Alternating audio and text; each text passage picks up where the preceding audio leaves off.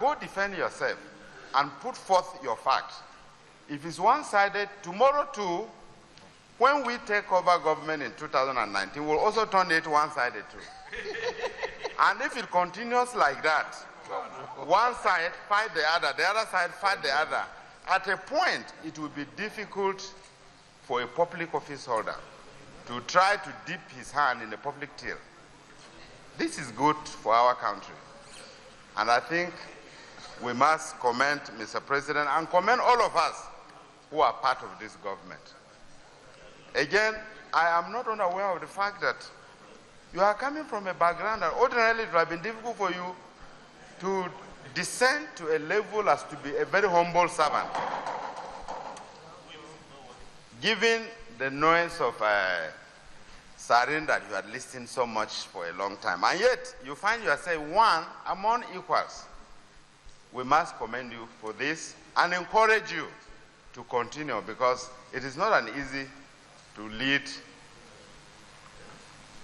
a Senate like this, where chosen men of integrity from all walks of life come together, especially if you are looking at man with his own story of pride.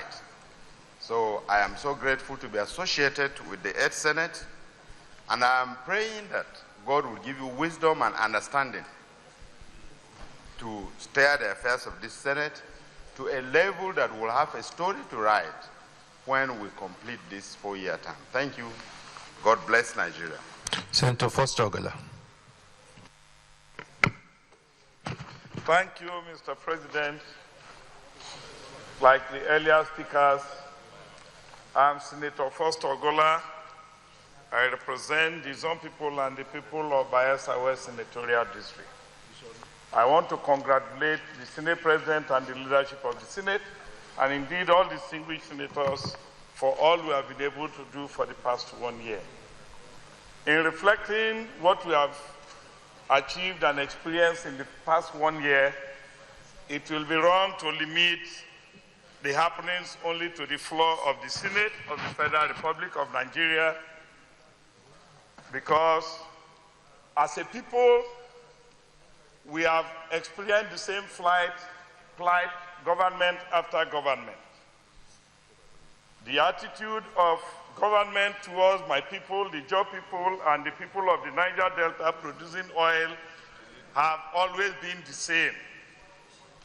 And we should be preaching peace, but in preaching peace, we must be making efforts at peace building. Peace building is what will give us the solution in the insurgency and problems we have in Nigeria.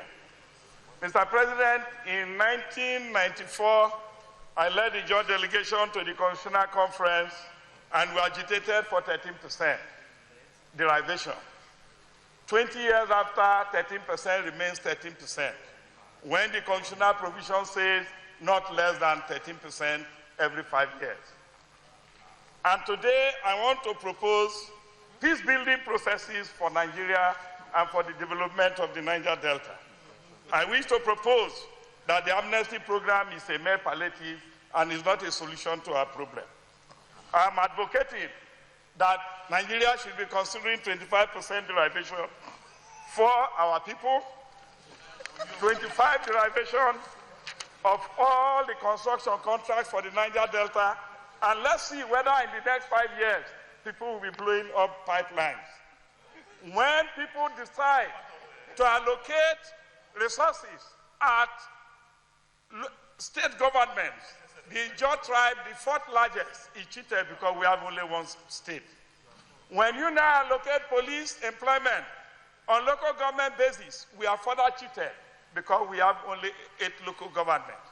And so, Mr. President, we should be proactive. And in the alternative, Nigeria should think of restructuring itself to ensure that we control our resources as a people and pay 25% of the profit of our operations. I believe these are peace-building measures, and if properly implemented, will help our people. Our people are unemployed. Today, we don't have a farm sec in this country. We are always grossly employed. And so we are demanding that even 25% unemployment should be given to our region for the next 10 years. When we do that, all the things are looking for the Niger Delta is going to get. On this note, I want to thank you, Mr. President, for the because the people of the Niger Delta are suffering, and unless we speak out, Nigeria is not hearing. On this note, I want to thank you for giving me the opportunity. Senator Sani Shehu Sani.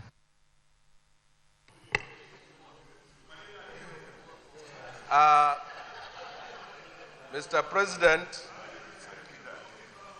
I stand as Comrade Senator Shehu Sani to lend my voice on this one-year anniversary of the 8th Senate. As being clearly stated in your speech, every generation of senators are faced with their peculiar challenges and reality. And I believe that the 8th Senate, the challenges and realities the 8th Senate is facing is different from that of this. Senator Foster.